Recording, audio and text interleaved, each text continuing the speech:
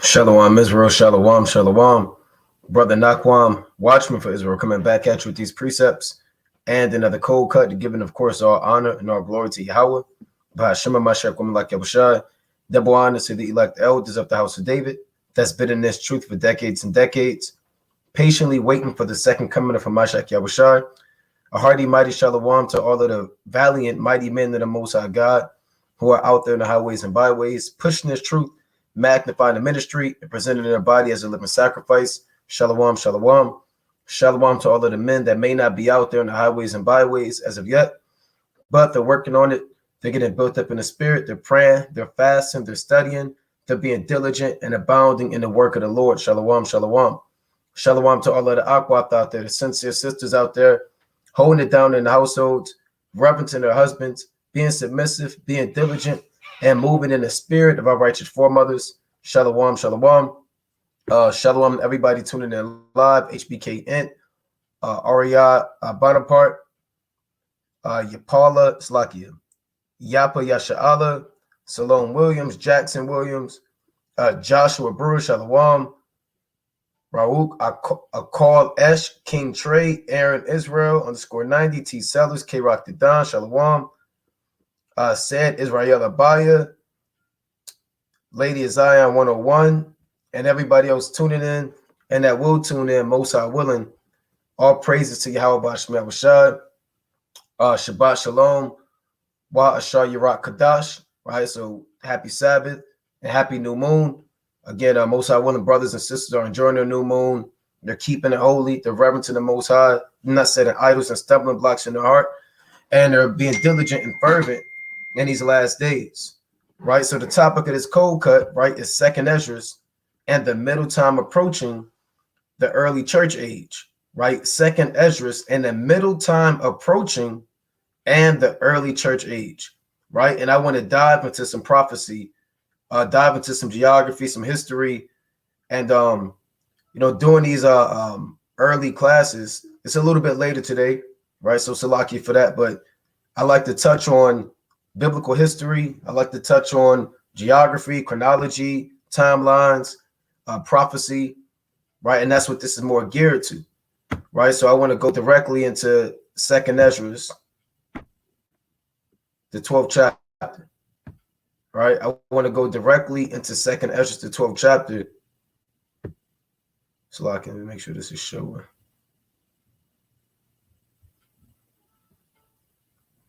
All right, bear with me. All right, let's go to second Esdras, chapter 12. And I want to go into this time of prophecy, which is prophecy during the time of Esdras. But now, since it is past ahead of us, then this is more so history, right? So when you go to second Esdras, the 11th and the 12th chapter, which we've done complete in-depth breakdowns on, it's solely focusing on what? Solely focusing on the Roman Empire, right? Not just the pagan Roman Empire, but the Roman Empire from its inception of Julius Caesar all the way up until your modern day Roman Empire, which is nothing but NATO, the EU, right? And America is part of NATO. So that's what second Esdras details. The beginning of the 12 feathers from Julius Caesar to Domitian, and then all the way down until the early, the middle time approaching. And then you have something called the medieval time or the Dark Ages, right? So when you go to second Esdras, the 12th chapter, I want to touch on the middle time, right? This is second Esdras, or the middle time approaching, right? The time before the Middle Ages, all right? This is second Esdras, the 12th chapter, and I'll start at verse, just to get the context. All right, this second Esdras, chapter 12 and 1. And it came to pass, whilst the lion was speaking, Slakia spake these words unto the eagle I saw. That is, lion is Yahweh Shai. All right. And the eagle that is speaking about, again, is the so-called white man, is Roman Empire.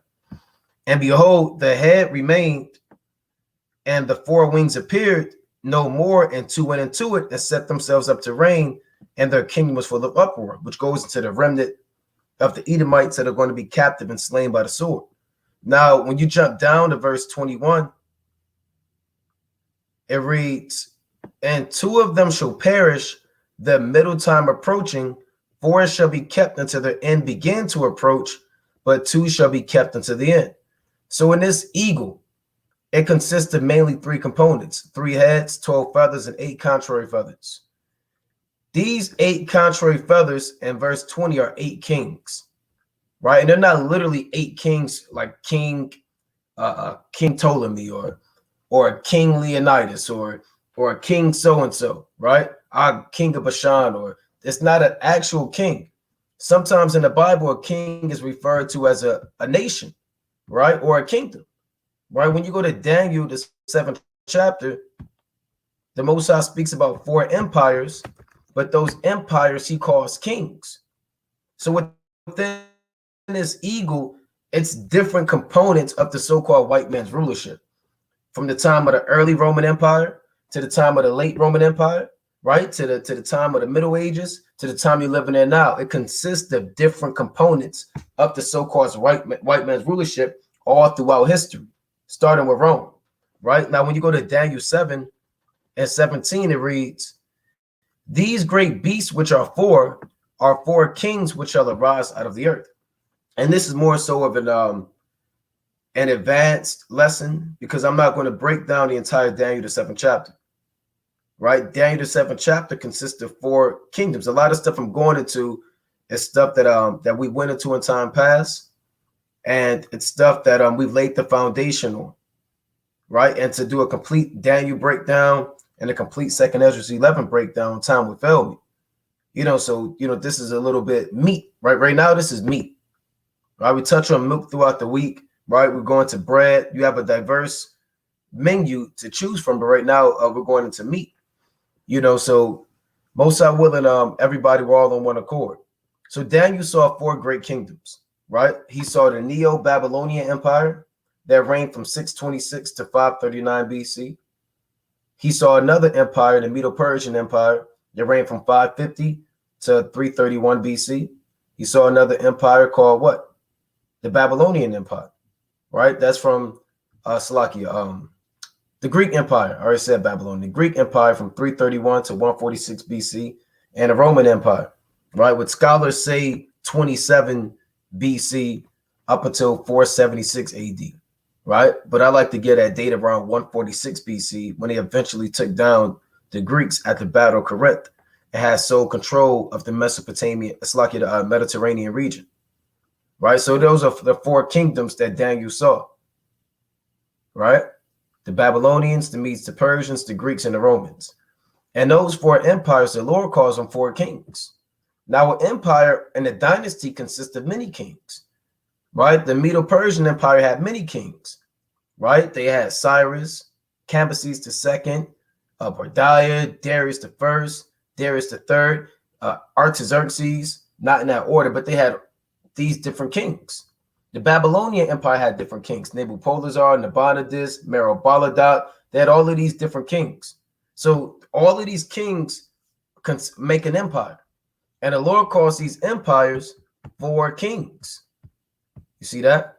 So when you go back to 2nd Esdras, chapter 12 and 20, the Lord said that in hell, meaning within a so-called white man's rulership, is going to be 8 kings, not literally 8 men with scepters, man, right? But small portions, small little kingdoms, small little dynasties, small little rulerships, whose time shall be small, and their years swift. And 2 of them shall perish, the middle time approaching. And this is the point I want to touch on. The middle time approaching. 2 of these feathers are going to perish as we begin to approach the Middle Ages. 4 shall be kept until their end begin to approach, meaning they're going to move in order, but 2 shall be kept until the end. So the first 2 feathers I want to touch on are the 2 that are going to perish in this time period called the middle time approaching. Now, the middle time is the Middle Ages, right? When you approach something, you draw near unto it. So there's a time period before you get into the Middle Ages. There's a time period that you approach and you walk closer and closer until you get into this Middle Ages. And that's the part I want to touch on, the middle time approaching, right? Again, the middle time, for brothers that don't know, is also called, you can even look this up. I just typed in middle time. right? Middle time are the Middle Ages. All right. The Middle Ages began around 476 AD with the fall of the Western Roman Empire. And literally in 476 AD, see if we can get this. It began the inception of the Middle Ages. You know, let me get that, prove that real quick for brothers that may not know.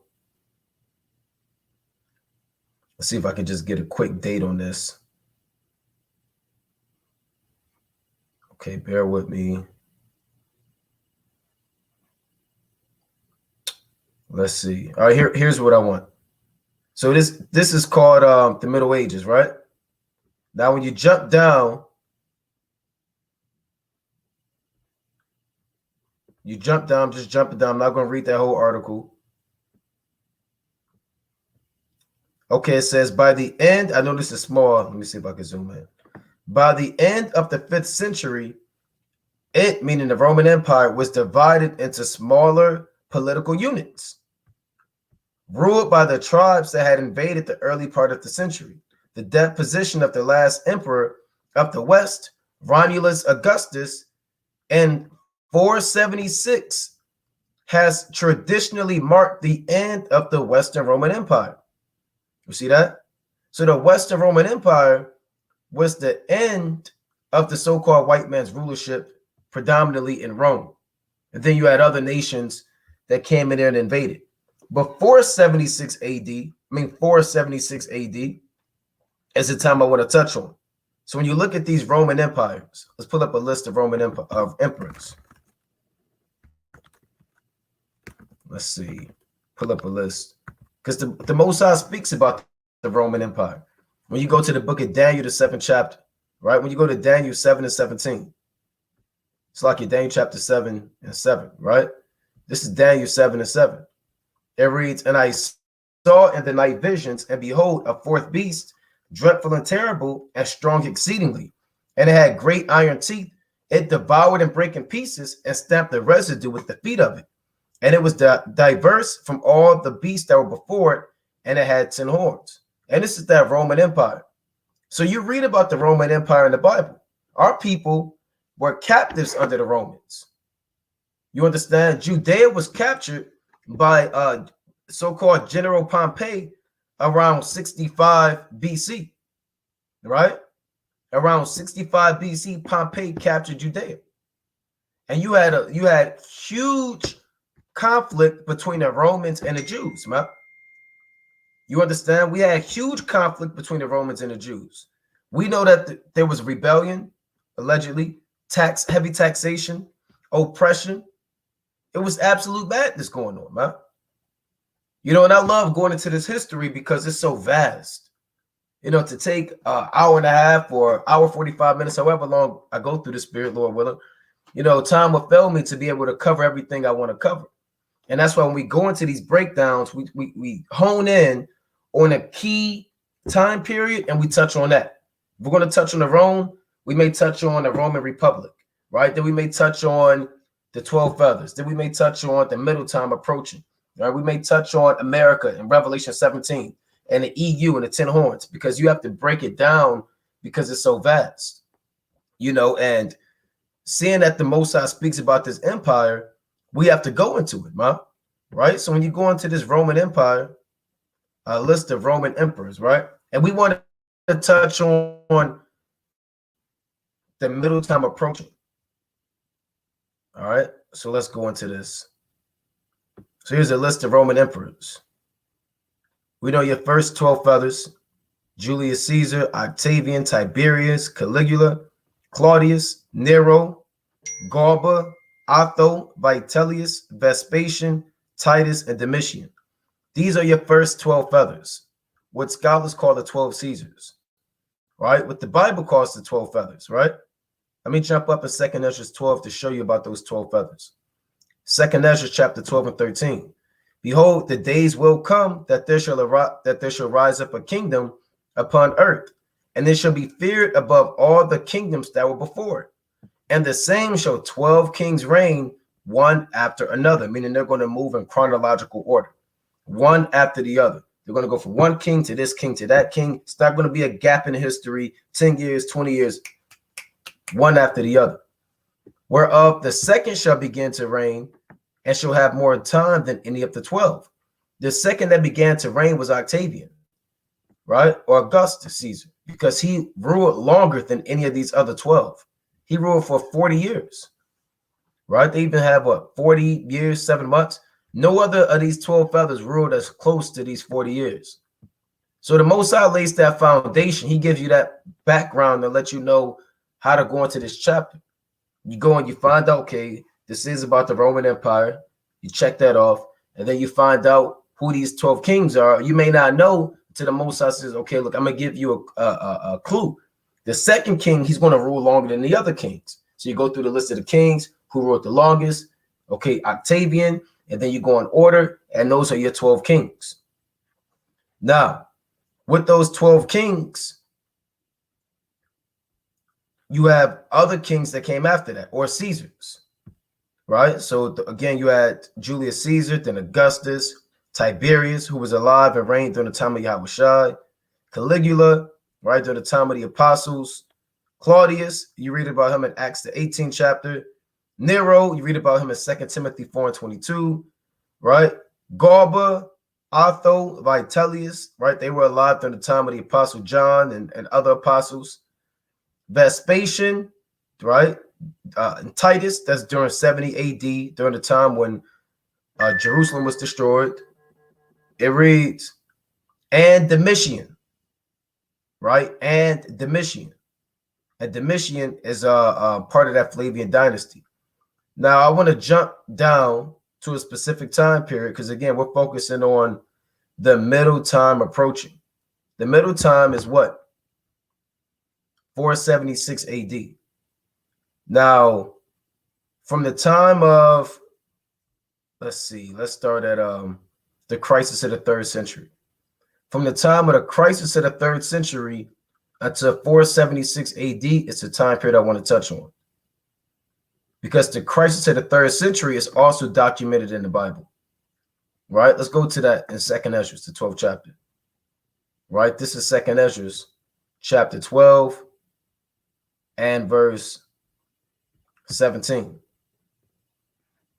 As for the voice which thou heardest speak, and that thou sawest not to go out from the heads, but from the midst of the body, this is the interpretation, right? So this is the breakdown of what was mentioned in the previous chapter. That after the time of that kingdom, meaning after the time of those 12 feathers, there shall arise great strivings, and it shall stand in peril of falling. Nevertheless, it shall not then fall, but shall be restored again to its beginning. So when Rome almost fell, you had something called the crisis of the 3rd century. It literally almost fell. It was in peril of falling. You had famine. You had debasement of currency. You had invaders. You had natural disasters. You had all hell breaking loose until you had particular men, Diocletian, Aurelian, they came in and they restored the Roman Empire, right? And that's what you call your crisis. Where's that at? I had it pulled up. I may have to just go into it. The crisis of the 3rd century. All right, let me pull that up real quick. All right, so here's your crisis of the 3rd century. And I believe I've done in-depth breakdowns on this as well.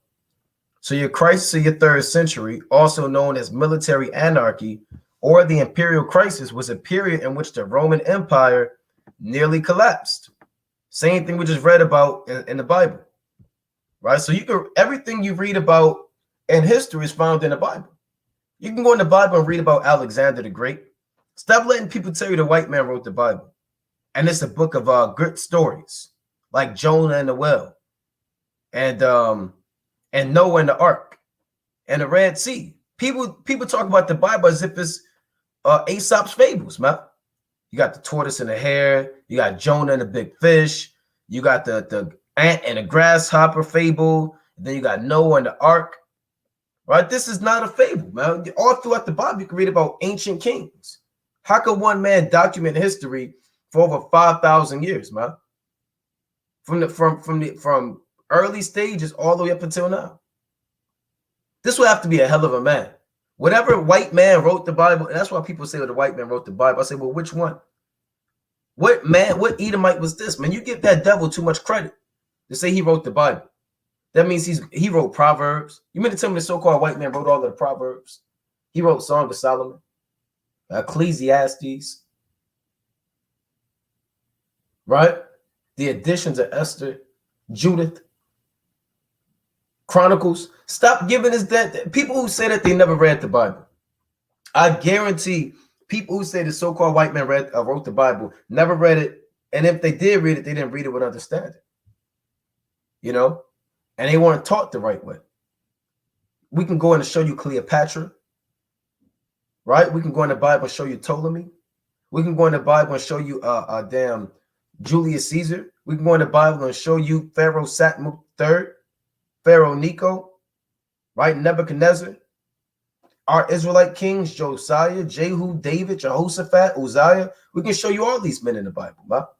We can go in the Bible right now, go into the Roman Empire. So the Bible covers everything, man. You know? Now, getting back to the point, it says the crisis of the 3rd century, also known as military anarchy or the imperial crisis, was a period in which the Roman Empire nearly collapsed. Same thing we read about in the Bible, right? It reads, it shall stand and there shall arise great strivings, and it shall stand in peril of falling, meaning it nearly fell, nearly collapsed. Nevertheless, it shall not then fall, but shall be restored again to its beginning. What? Why didn't it fall? Let's go back to this. It reads, it ended, meaning that crisis ended due to the military victories of Aurelian and with the ascension of Diocletian and its implementation of reforms, including the tetrarchy. So the Roman Empire nearly fell around 235 AD. Right? The crisis began in 235 with the assassination of Severus Alexander. And Severus Alexander was a Jake. Look at this guy. You know, he looks like who's that guy, man? Kind of looked like Don Cheadle or somebody, man. So the Severan dynasty, right? This guy, Marcus Aurelius Severus, he was an Israelite of the Severan dynasty. The Severan dynasty came from a long line of Israelites who ruled. You had a man named Septimius Severus, and all of his sons were known as the Severan dynasty. And that's clearly a brother. Look at those eyes, right? That's clearly a brother right there, man. You know, I'm surprised they kept the nose on him. Because you had Israelites, yes, you could say, well, I thought the Roman Empire was all ruled by white people. Well, no, you were taught wrong, right? The so-called white man, he had his kings, but we took over Rome, man. And it really started around 193 AD with Septimius Severus. He kind of paved the way for Jakes to really trailblaze within that Roman Empire. Let's see if I can pull up a picture of Septimius Severus.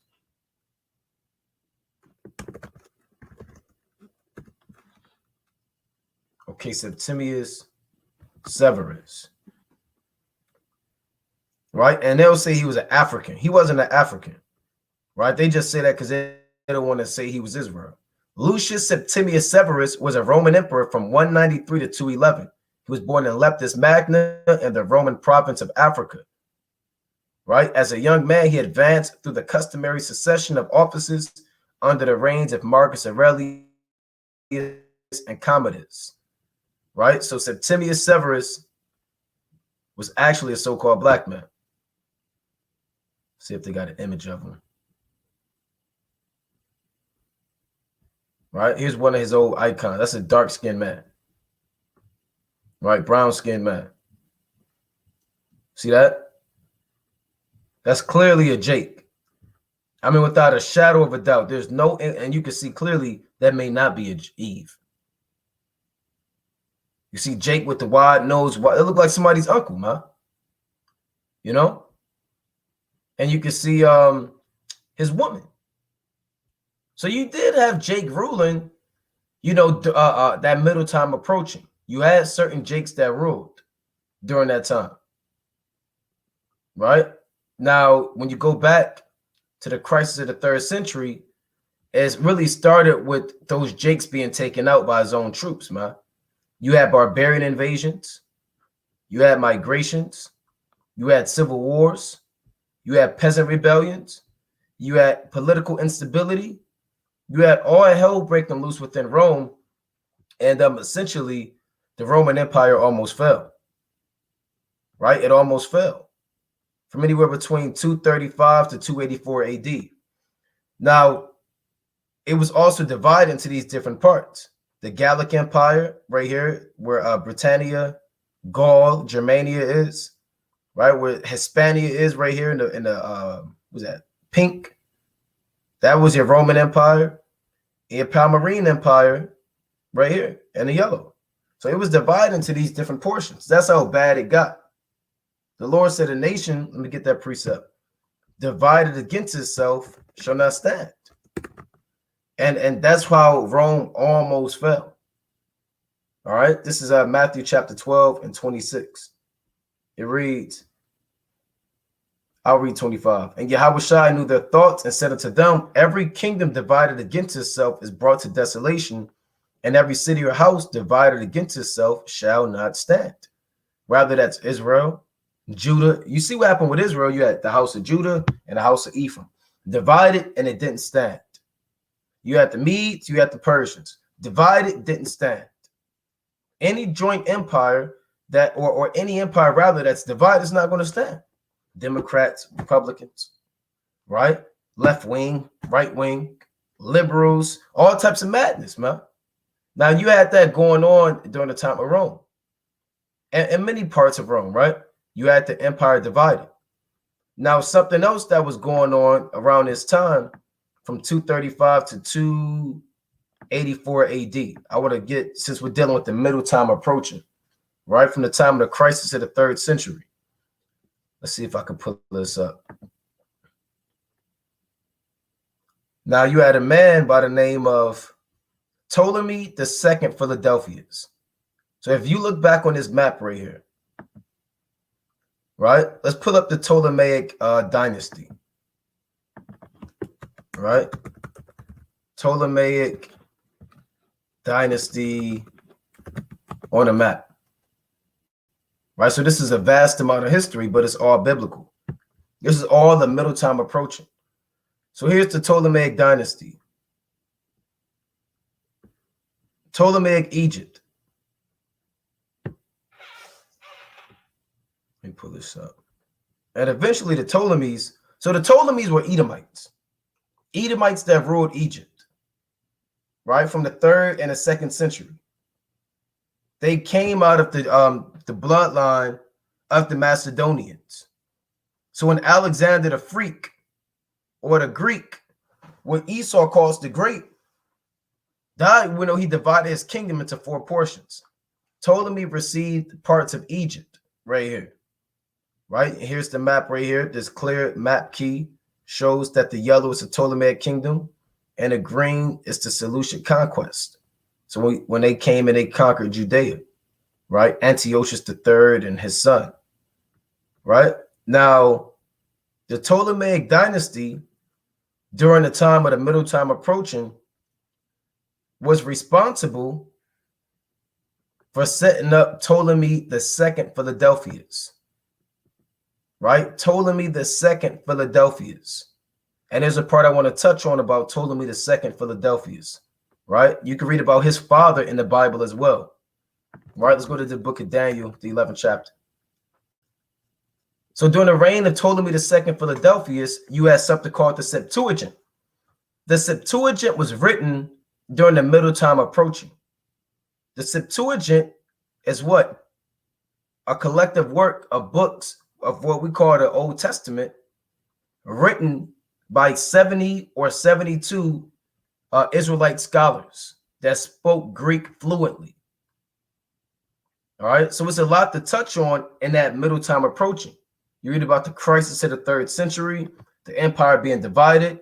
You read about the Septuagint, right? You can read about, we're going to touch on other things, man, during this time period that play a major role when we're going into these scriptures. Right, this is Daniel chapter 11, and verse 4. It reads, and when he shall stand up, meaning Alexander the Great, his kingdom shall be broken and shall be divided toward the four winds of heaven, right? His kingdom was divided to four men, right? Ptolemy, Seleucus, Lysimachus, and Cassander. All right, those are his so-called four generals, right? Who got his kingdom: Ptolemy, Seleucus, Lysimachus, and Cassander. You had other men like Antigonus and Perdiccas and other men, but those are who his kingdom was divided into, the four winds of heaven, and not to his posterity, because the kingdom got weaker, right? And it didn't come from an actual bloodline, nor according to his dominion which he ruled. For his kingdom shall be plucked up even for others beside those. And the king of the south shall be strong, and one of his princes, and he shall be strong above him, and have dominion, and his dominion shall be a great dominion. So the king of the south is who? Ptolemy. Ptolemy the first Soter. He's the king of the south. He had many princes. He had many sons. And a son I want to touch on is Ptolemy the second Philadelphus. Right? So we'll go into this real quick. Ptolemy the second Philadelphus, which means sibling lover. Because they was dealing with their sisters. They was, you know how Esau get down. I don't have to go in depth, but his name means a sibling lover, right? Also known posthumously as Ptolemy the Great, was the pharaoh. See how Esau was a pharaoh, right? Esau used to be pharaoh. He's King David. He's Yahushai. He's pharaoh, and he's even the last samurai. He's king. He's the Spartans. You know, he's everybody that he's not, man. Right? Was pharaoh of Ptolemaic Egypt from 284 to 246. He was the son of Ptolemy the First, the Macedonian Greek general of Alexander the Great, who founded the Ptolemaic kingdom after the death of Alexander and Queen Bernice the First. Right? So this man was the son of Ptolemy the First.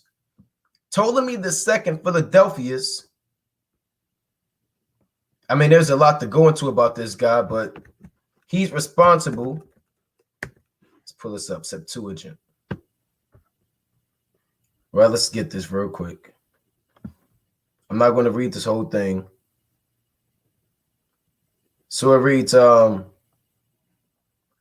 tradition preserved in the pseudepigraphical letter of Aristeas presents Ptolemy, and this is true, Ptolemy as what?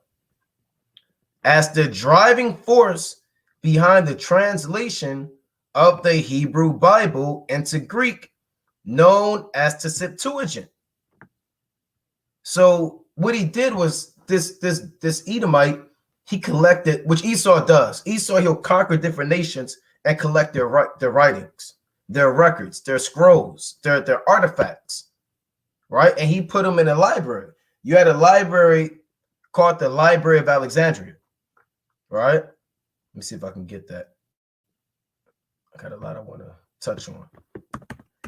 And you had a lot of Israelites who lived in Alexandria at the time. See that? The Library of Alexandria. The Great Library of Alexandria, Egypt, was one of the largest and most significant libraries of the ancient world. The library was part of a larger research institution called the Museum, which was dedicated to the Muses, right? The 9 goddesses of the arts. Where was it? Alexandria, Egypt. Who established it? Ptolemy II Philadelphus. Right? What did it have in it? Anywhere between 40,000 and 400,000 scrolls, about 100,000 books, and employed 100 scholars. So this was a big deal, man. Slocky, let me go back to that. Let me pull it back up. Right? That was a big deal during the time. And a lot of Israelites, they knew about this thing. And as the Israelites lived in Alexandria and the middle time approaching, because remember, that's the time period we're touching on, the middle time approaching, chiefly from the crisis of the 3rd century up until the fall of the Western Roman Empire. And we're reading about our history in that time period in the Bible, right? Because the middle time approaching is a significant time period that the Most High has documented, right? So here's so-called an artist depictions of what the Library of Alexandria looked like. And this was a big deal, man. This was like the Library of Congress or your ancient universities, right? You might go to Oxford, you might go to Cambridge, you might go to Harvard. They have a library. It wasn't the size it is. You can go here and read about the Assyrians. You can read about the Chaldees, the Akkadians, the Sumerians, right? The Sumerians, rather. You can read about all of these different nations, man. The Israelites. And they said, look, we have all of this, but we need something more about these Jews. And that's the library on fire. Right? They ended up burning it down. See that? So that's another artist depiction of the ancient, that's huge, Library of Alexandria. Like I said, they didn't have phones and internet back then. So people had to go there, open up the scrolls and read. Now, when you go to the book of Acts, let's go to the book of Acts to show that you had our forefathers living out there. Right? And I want to go to Acts 6 and I want to go to Acts, the 18th chapter, if I'm not mistaken. And I want to go to Second Maccabees, the 1st chapter as well. Right? And maybe Acts, the 2nd chapter. So this is Acts chapter 6 and verse 5. It reads, and the saying pleased the whole multitude. And they chose Stephen, a man full of faith and of the Holy Spirit, and Philip and Prochorus and Nicanor and Timon and Parmenas and Nicholas, a proselyte of Antioch. These are what scholars call your 7 deacons that were set up over the tables to minister unto the widows and minister unto the women who came to receive goods from the apostles, right? And these were top men. These were the top guys whom they set before the apostles. And when they prayed, they laid their hands on them. And the word of the Most High increased, and the number of the disciples multiplied in Jerusalem greatly, and a great company of priests were obedient to the faith. And Stephen, full of faith and power, did great wonders and miracles among the people. Here's the point. Acts 6 and 9. Then there arose certain of the synagogue, which is called the synagogue of the Libertines. Those are Israelites who used to be slaves that founded their own synagogue. And the Cyrenians, and what? And Alexandrians, and of them of Cilicia and of Asia, disputing with Stephen. So you had men that came from Alexandria, and they were disputing with Stephen. Well, let's go into the Alexandrians. Right? Those are Israelites that lived in Egypt. You know? And that name Alexandria obviously comes from Alexander the Great. It's essentially the saying you're an American. America, if you call it, hold on. G221, Alexandrus. Right, so we say we're Americans, right? Which we know we're Israelites, but we identify, according to this world, as an American, based off the last name of a white man. That's nothing new. Our men were called, people were called Alexandrians, named after Alexander the Great, a proverb and a byword, right? Now, Alexandrus, it says a native or a resident of Alexandria in Egypt. So you had Jews that lived in Alexandria, man. Right? Where's Alexandria at on the map? Let's pull it up. Let's see. See if we can find it right here. Let's do Alexandria, ancient Egypt. I may be overlooking it, just so brothers can have a visual. Here it is right here, Salaki. Here's Alexandria right here. Right? Alexandria right here. So you had many Jews, Salakia, that lived in this region. And they were disputing with Stephen, man. Some of these men would travel to Jerusalem to dispute with Stephen. Men from Cyrene, which is right here, men from Alexandria, men from the Church of the Libertines, and they would come and they was back and forth with Stephen. So this was a hot spot for Israelites. Outside of Jerusalem, the second most populated city for Israelites was Alexandria. I mean, hands down.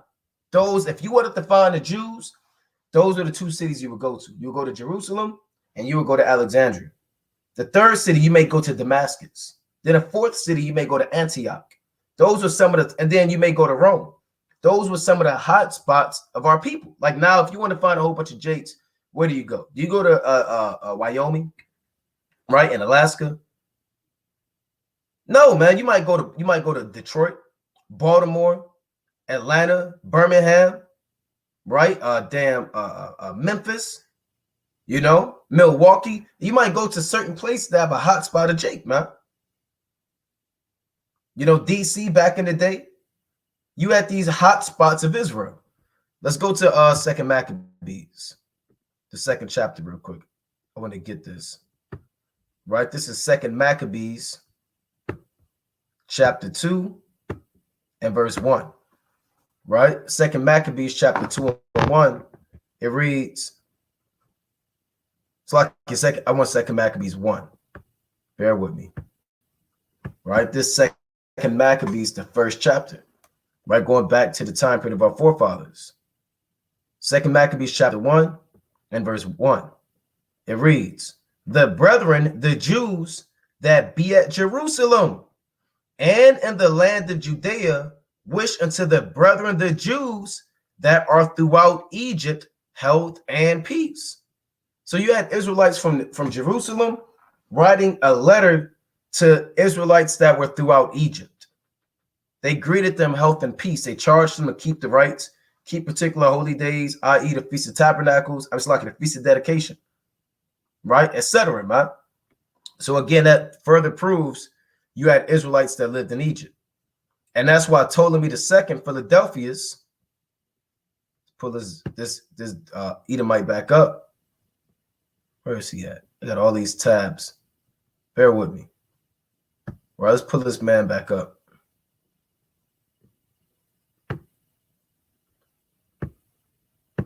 All right, Salaki. Right, Ptolemy II. Look at that, Philadelphia Septuagint, right? They kind of got it already. Now I want to go back. All right, let's go into this. And this cuts as I was going into a brothers when people say Constantine wrote the Bible, right? I'm sure you brothers have been at camp. The unlearned and the ignorant, they'll say this man wrote the Bible, right? They'll say Constantine wrote the Bible at the Council of Nicaea.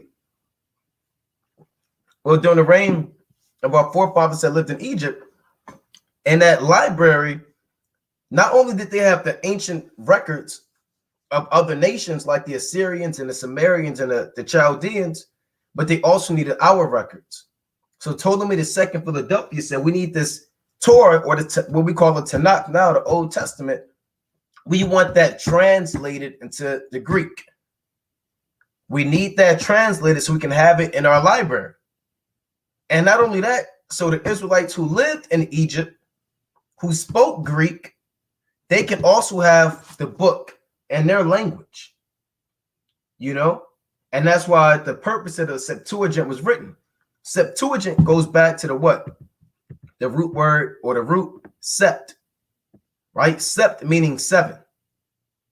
Because this was written by 70, some scholars say 72 men, Israelite men, right? The Greek Old Testament, or Septuagint, from the Latin Septuaginta, literally 70, often abbreviated 70, is the earliest extent of Greek translations of books from the Hebrew Bible. So as you out there at camp, where you might be talking to your family and say, okay, the white man wrote the Bible, you know, like I always ask, well, what white man wrote the Bible, right? What kind of white man was this? You know, and even, you know, you can go historically. You can go even before the Septuagint. You can go into different accounts. You can go into the ancient writings, you know, but since we're talking about our forefathers that lived in Egypt, we'll harp on this, right? It's the earliest extent of the Greek translations of books from the Hebrew Bible. It includes several books beyond those contained in the Masoretic text of the Hebrew Bible as canonically used in the tradition of mainstream rabbinical Judaism. So the point I want is you had our forefathers and the middle time approaching who lived in Alexandria, and this is when the Septuagint was written. Now I want to jump down. I want to jump down to the point I want. Let's see. The first 5 books of the Hebrew Bible, known as the Torah or the Torah in the Hebrew, or the Pentateuch, were translated in the mid-3rd century BCE. The remaining traditions are presumably from the 2nd century BCE. All right, so this thing was done by essentially Ptolemy II Philadelphus, right? And that's when that Hebrew was translated into the Greek. So you might go in that blue letter, you see that Greek in there. You may go to we often go to the Greek word for this or the Greek word for that. That originally started, you know, with our forefathers, 70 Israelites, right, who translated it.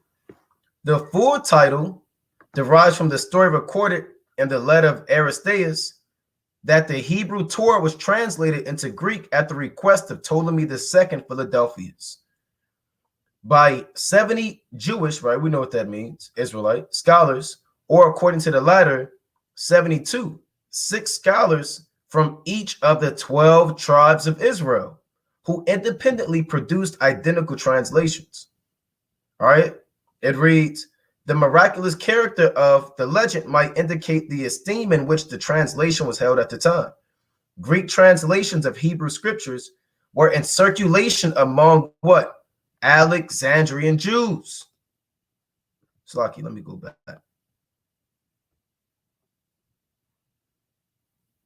Among what? The Alexandrian Jews. That's why our people are known for being scattered abroad, dispersed. Right? It reads among the Alexandrian Jews. So that was something that our people used out there in the early church ages, man. Right? You had early church fathers, you know, who used the Septuagint. And that was used for a long period of time. Until you had something called the Latin Vulgate that came into being. Right? Now, as we still deal with this middle time, I want to touch on I want to jump up a few years, and I want to touch on Constantine. All right, let's go into Constantine, since we're still dealing with the middle time approaching. So when you pull up this map, bear with me. I want to get this map again. Like I said, I have a lot. So here's a map, right? In that middle time approaching, we pulled up that the empire was divided into 4 different parts, right? The Palmyrene, or 3 different parts rather, the Ptolemaic, the Gallic, and the Roman Empire. And in process of time, you had a man by the name of Diocletian. And we've covered him. We've covered him, right? These Jakes. He was a sellout coon Jake, man. And he has something called the tetrarchy. And he really divided the kingdom into 4 parts. He said the Roman Empire, if you give it to one man, they'll have too much power. And they'll cause the empire to fall. So what he did was he divided the empire into a tetrarchy, essentially into 4 different components, by each one being a Caesar or an Augustus. So Constantius, Slaki, bear with me. Constantius Caesar, he ruled right here. Galerius Caesar has the yellow. Maximianus Augustus has everything in the orange. And Diocletian, see, Augustus has everything in the green. He divided his kingdom into 4 parts. And this was essentially the beginning of the end of the Roman Empire. Although it was kind of restored, he divided it, and men capitalized on that. And who really capitalized on it? A man named Constantine. Right? And you brothers that go out the highways and byways, you may hear this name a lot. Right? Constantine wrote the Bible. Right? That was written by Emperor Constantine at the Council of Nicaea. We're going to talk about it because this is all during the middle time approaching. Remember, 2nd Esdras, the 12th chapter, speaks about a time period that we're covering from the time of what? The time of the crisis of the 3rd century until the fall of the Western Roman Empire, with the Most High calls the middle time approaching. And right after that, you have something called the Dark Ages. Let's go back to this real quick just to prove that. This is 2nd Esdras, chapter 12 and 21. And 2 of them shall perish, the middle time approaching. 4 shall be kept until their end begin to approach, but 2 shall be kept until the end. So we read about the ancient world in the Bible, ancient world during the time of Abraham, around 2100 BC. Read about during the time of Joseph, around 1800 BC. Moses, around 1445 BC. King David, around 1000 BC circa. All of these kings, right? Jehoiakim, Zedekiah, around 590, 586 BC. You can read about all these different dates. You read about the Renaissance in the Bible. In Revelation, the 12th chapter, Revelation, the 13th chapter, about the deadly wound that was healed, and all the world wondered after the beast whose deadly wound was healed, saying, who is like unto the beast, who is able to make war with him? In Revelation, the 13th chapter. You know, you can read about the kingdom, all these different time periods. But again, a significant one that our people need to know is the middle time approaching, because there's vast history. The Septuagint was written during that time. Our people predominantly lived in Egypt during that time. You have the Roman Empire being divided during that time. Right? Let me get this in. You have books that were canonized during that time. The books that we have now of the Bible, so-called New Testament and Old Testament, they were canonized during the middle time approaching. So this meaning what? From Matthew to Revelation and from Genesis to Malachi, those books were officialized by the Most High God by using particular men during this time. But this is a heavy time period for our forefathers.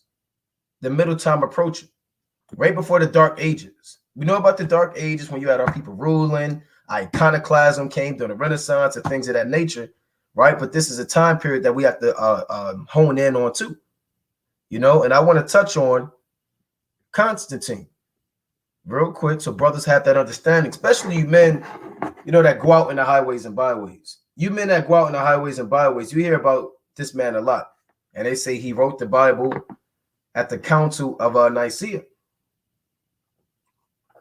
right? But let's deal with it. Constantine I, aka Constantine the Great, was Roman emperor from 306 to 337. Realizing that the Roman Empire was too large for one man to adequately rule, Emperor Diocletian split the empire into 2, which really they're off. He split it into 4. They went off right here, right? Donald Wilson or Watson and his contemporaries, they went off, right? He divided into 4, but they said 2, creating a tetrarchy or a rule of 4. While he ruled the East from Nicomedia as an Augustus, with Galerius as his Caesar, Maximian and Constantius, the Pale, ruled the West. It was the son of Constantius, right? Let's see if I had that map right here. Constantius Caesar, his son. It was the son of Constantius, Constantine, who would one day rise to defeat all challengers to the throne and reunite the split empire. And when you look up this tetrarchy, they're all Jakes, right? All of these guys are brothers. All of these men are straight up and down brothers. You can say, well, hold on, I don't know about that. Well, look, Let's pull it up again. I mean, look at these guys, man. We have to stop thinking that the so-called white man was just ruling Rome and we was in Africa swinging from trees. Doing this, this is our history that they don't cover. Remember, the so-called white man only gives you 1619. Once you got off the slave ship, we're showing you, hey, we was alive during the middle time approaching. And we were sitting on thrones. We can go out there and pull 2nd Esdras chapter 12 and 21 and ask them what was going on before the Middle Ages. And go into the Diocletian and go into Constantine and go into the tetrarchy and break down the Septuagint for scoffers, man, who say the Bible was written by this man, or go into Daniel 11th chapter. We can go in this Bible, and dismantle just about any false doctrine and go into history for edification for our people, man. Now look at these guys, man. Tell me these are not brothers. And you know, because there's something missing off their face. What's missing? Their nose. Right? Why is the nose of these men missing? And I brought this up maybe like 3 lessons ago. I can't quite remember the topic, but look, these are 4 crowns on 4 men. Look at this guy, man. Why would they take the nose off? Because the nose was taken off during the Renaissance because they didn't want you to know that these was 4 brothers that ruled up in Rome. Constantius, Maximus, Galerius, and Diocletian. Those 4 brothers was in power. And I want to see what Esau says on why these noses are gone. Let me go back.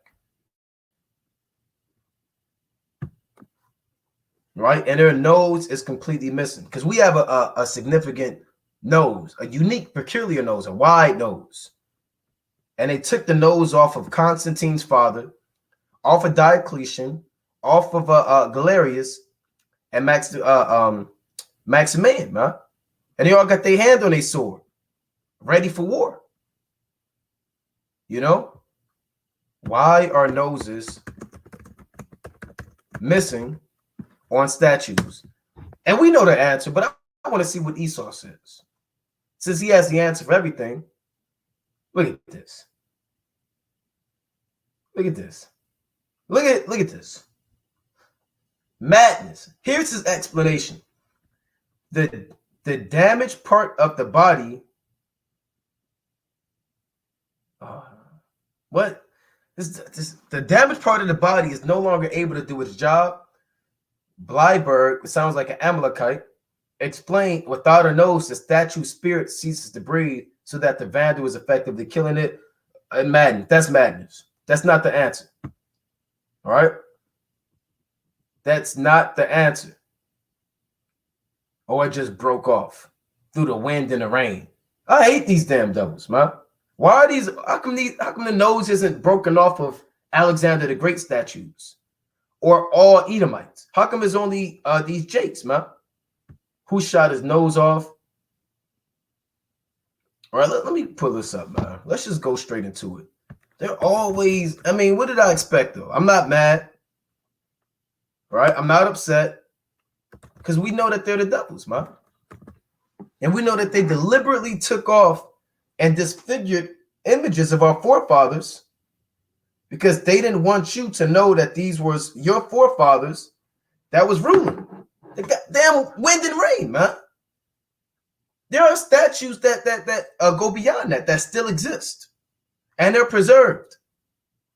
I'm mad I even looked that up. I don't even know why I gave the effort to, not that I'm giving Esau the benefit of the doubt, but you wishful thinking.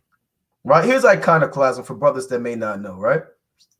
Iconoclasm, right? Clasm is something that's destroyed, right? Or broken. An icon is essentially an image. Iconoclasm is the social belief. Now it's a belief.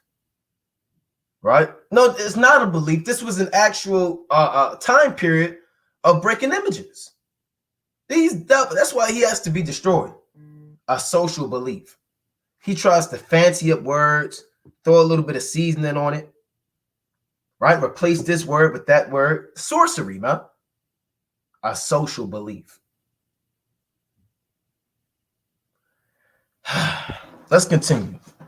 Iconoclasm is the social belief in the importance of the destruction of icons and other images or monuments, most frequently for religious or political reasons.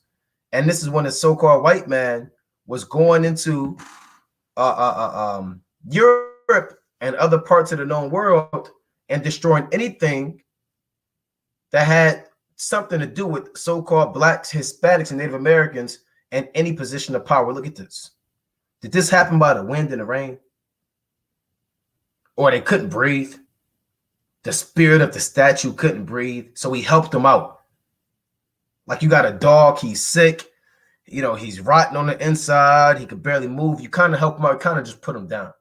Did they kind of just put the icon down? Look, this can't breathe, his nose, just cut it off. Well, his whole face. All of these faces are completely gone. Look at these woolly beards, man. These is brothers.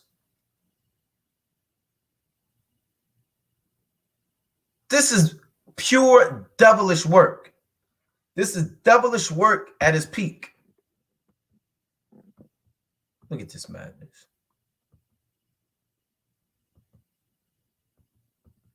All right, here's a picture of them going through during the Renaissance and breaking all of the images. Right? Here's one of them taking a dark image and putting it in the pot and destroying it. Here's another one of them plucking it down and destroying it. Here's another one of them going on a rampage. Here's the original dark images. Right? The original icons are black. If you look up,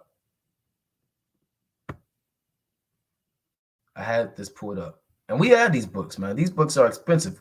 A certain brothers in the camp, man, got these books, man. This book is $2,000. Why is this book 2 G's? Right? Is it because it's a damn Milky Way smashed up in between the pages with chocolate and you can scrape it off? It's the first Milky Way and you get the little, all of the cream on it. Then you get the little thing and you scrape. No, man, it's not. It's because this thing is expensive. And not only because it's expensive, it's because what? I mean, there's our people in here, man, that they don't want you to see. Hey, this is clearly a brother. You know? It's like, let me go back. And Jake isn't going to buy this, man. Jake, you're not buying a book that's $2,000. You buy them Jordans that recycle every 4 years, right? And you'll buy that for $2,000 if it is that much. Look at all these dark images. Paintings, statues. And I mean, you're more than welcome to look more into that on your own. Now, the point of me going into that is to show you when you go back, let's see where these men are. Bear with me. I want to pull back up the tetrarchy. Okay, I'll pull it back up. I thought I had it pulled up.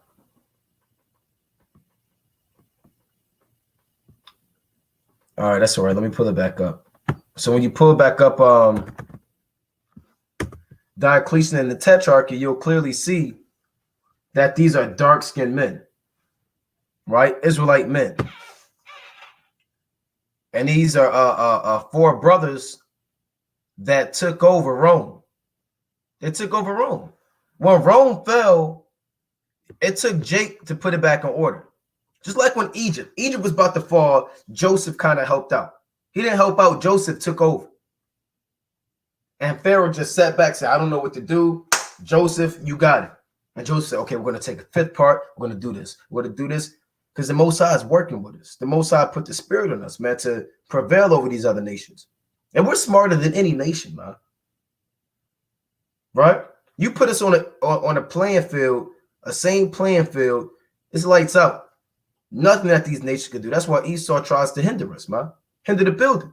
Sorcery, drugs, guns. Because if you put us on the same playing field, you give it 1 week, we'll be up here, and technology, advancement, order, then these nations, they'll be damn in the Stone Age, man. Like Esau, he was in the caves.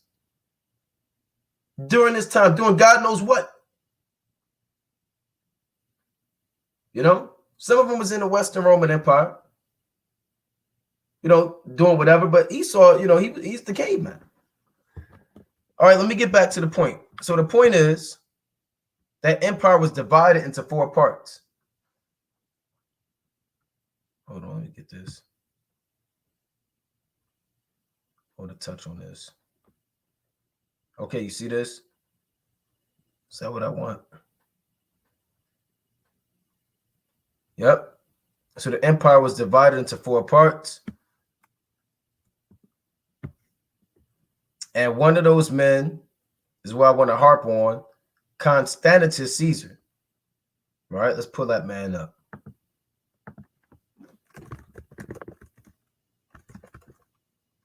Kind of spelled it wrong, Salakia.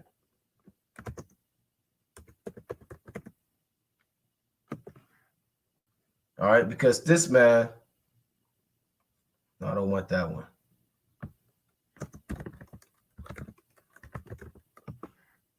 So Salaki, bear with me as I get this.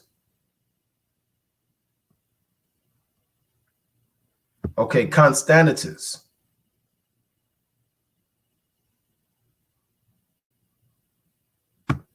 All right, this man is actually one of those Jakes, man. That statue I showed you with those 4 brothers, this one is one of them. Constantius first. Original name Flavius Valerius Constantius or Flavius Julius Constantius, by name Calorus. Right, born in Britain, Roman emperor and father of Constantine the Great. As a member of the 4-man ruling body created by the Emperor Diocletian, Constantius held the title of Caesar from 293 to 305 and Caesar from 305 to 336. All right. Now, when you go back, he's the father of Constantine the Great. All right. He's the father of Constantine the Great. One of these 4 brothers right here that I went into. Right. And that's classic. And I'm defacing those images. That's classic so-called white man. Right. Let's get to one of the fundamental precepts in the Bible. Job chapter 9 and 24. Right. Job chapter 9 and verse 24. It reads, right? Job 9 and 24. The earth is given into the hand of the wicked. He covered the faces of the judges thereof. If not, where and who is he? So, and that's what the devil does. He'll cover up your faces with confusion, with darkness, philosophies, madness. He'll physically cover your face up with paint, artwork. He'll deface you and break your face off of your image, man, and whitewash your forefathers. And if this man is not the wicked, then tell me who is. If not, where and who is he, man? Right? Where is the wicked at? It has to be this man. Let's go to the book of Isaiah. Hey, you know, he's also called the robbers of our people, man. When you go to Daniel, the 11th chapter, right? This is Daniel, the 11th chapter. Let me get this precept. Right? So the Bible is more than just telling the so-called white man to bow down, right? Or just getting on the so-called black woman, or just growing your beard out. You have in-depth history. You have prophecy.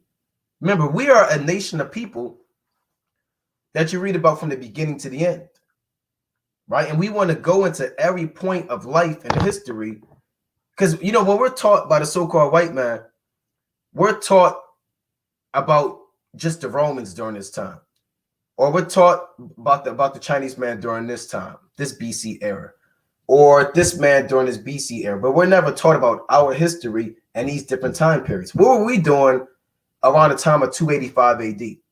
What were we doing in damn 1000 BC? What were we doing in the 1200s? All right, we want to be able to know our history from the beginning to the end. Like I said, not just George Washington Carver and Harriet Tubman, man, and Frederick Douglass and Martin Luther King. I want to know what were we doing in the 1350s? Right? What were we doing in 600 AD? What was life like for the Israelite in 900 AD? Right? And you want to be able to know that, man, because this is your heritage. This is your history. And what the beautiful thing about it is we're going in the Bible and showing you, right? Daniel chapter 11 and 14. And in those times, there shall many stand up against the king of the south. Also, the robbers of thy people. Who are the robbers of our people? Right? Well, the so-called white man. Right? The Edomite. Esau, you can understand. That's his biblical name. He is the robbers of our people. He has robbed our heritage, robbed our identity, robbed our gold, our silver, our homeland, our temple. He has plundered. He has robbed our minds, man, our peace, our laws. The Lord said they are known as the robbers of thy people, shall exalt themselves to establish division, but they shall fall. Right? Now, when you go back into this, Constantine the First. Let me go back to this. It was the son of Constantius, Constantine, who would one day rise to defeat all challengers to the throne and reunite the split empire, moving the capital away from old Rome and build a new eastern capital, a capital that would bear his name, Constantinople. Right? And a lot of you brothers, you heard of Constantinople. So he actually divided the empire roughly around 330 BC. 330 BC is when he divided it. Now here's a map of the Roman Empire being divided. Right? In the Latin. Right? Pars Occidentalis and Pars Orientis. Orientis meaning the east. So here's your purple in your Eastern Roman Empire, and your capital was right here, right? Constantinople, right in this region right here. And you had your Western Roman Empire, where its capital was Rome. It was divided into two different portions, right? This is your Roman Empire divided, and he actually moved it, the capital from Rome, and he moved it to Constantinople. And in process of time, and this was inhabited by a lot of Jakes. Even when you read in the New Testament, you read about our forefathers that lived in those regions at that time, right? When you go to 1 Peter, let's go to 1 Peter chapter 1 to get some quick history about our forefathers who lived out there way prior to him dividing it. So we already had our descendants out there, right? 1 Peter chapter 1 and 1. Peter, an apostle of Yahushua HaMashiach, to the strangers scattered throughout Pontus, Galatia, Cappadocia, Asia, and Bithynia. These places, Pontus, Galatia, like you read the book of Galatians, Cappadocia, Asia, and Bithynia, are all places in modern-day Turkey, Asia Minor. Right? So when you pull this back up, like I said, I have all these tabs, Salakia. Those are all these different places right here. You had a lot of Jakes, even during the time of the apostles, who lived here, and their descendants, right? And a lot of Jakes, like the sons of the tetrarchs, they ruled in these different regions, right? All of this is during the middle time approaching. And one of Constantine's most debated amongst Israelites and on the highways and byways and various people of different academia is the authorization or the writing of the Bible. They say this man Constantine wrote the Bible. The same thing they say King James wrote the Bible. And that's chiefly, they say it happened during the Council of Nicaea. And I know a lot of brothers may have heard of the Council of Nicaea.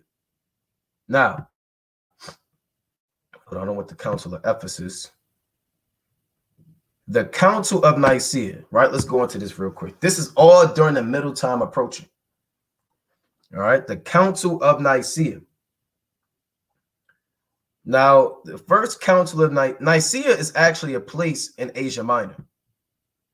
Right? It's actually a place in Asia Minor. When you pull it up on the map,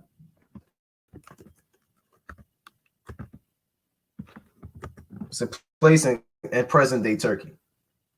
All right, just so brothers understand. Because you don't hear that, man. Yeah, especially, you brothers that go out on the highways and byways, or you brothers that, you debate your family. You might be dealing with a Freemason or a Mason or an Egyptologist. They'll say, I'm a Moor. And they'll say, who wrote that book? And you got to be willing to defend the gospel. You have to be a defender of the gospel. You have to know how to use your shield just as much as you know how to use your sword. A shield is for defense.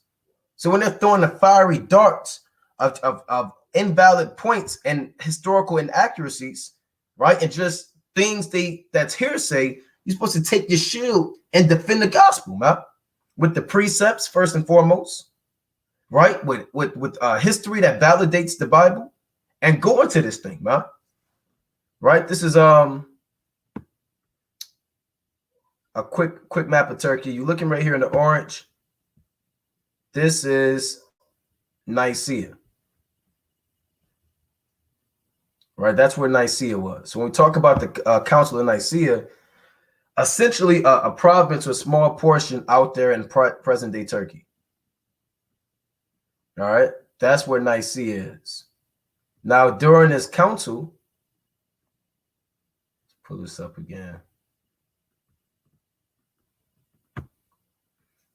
Right, it says the first Council of Nicaea was a council of Christian bishops convened in the Bithynian city of Nicaea. Like we read in 1 Peter 1.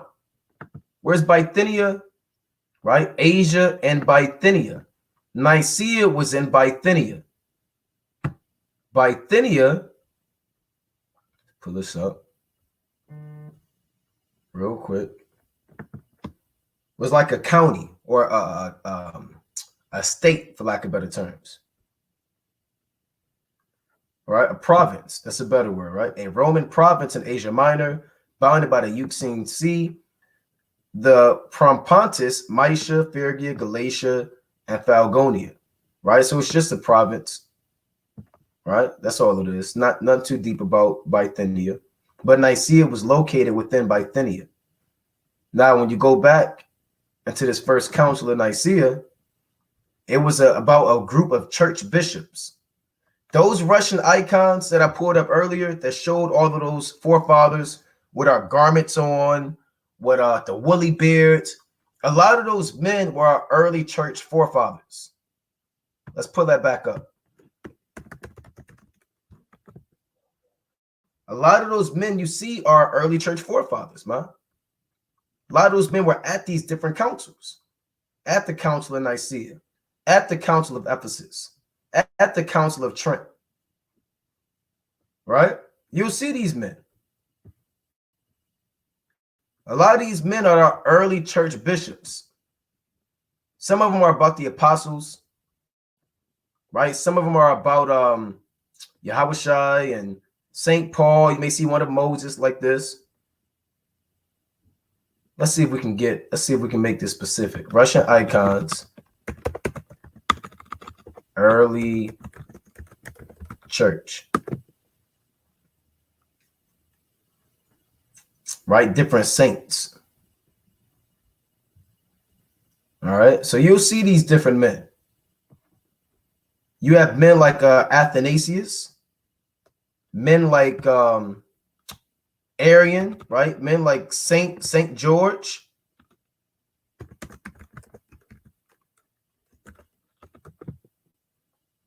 All of these men lived in the middle time approaching. So St. George was a Jake. I pulled this out on a cold cut not too long ago. This was a brother. One of our early church forefathers, St. George the Dragon Slayer, which is probably the coldest title for a brother that I could think of, man. Your name is St. George the Dragon Slayer. And he didn't give himself that name. That's what they gave him, man, due to his warlike deeds. Right? That's one of our forefathers. You had, let's see if they have one on, I doubt they have one on this, man, but just to see.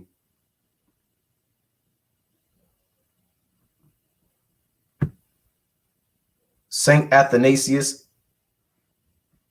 right? It's kind of whitewashed, but you see a lot of these are early. Look at, he got the hoodie on. Esau don't wear the hoodie with the beard, man. I've never seen Esau with the hoodie and the beard on, with the scriptures in his hand.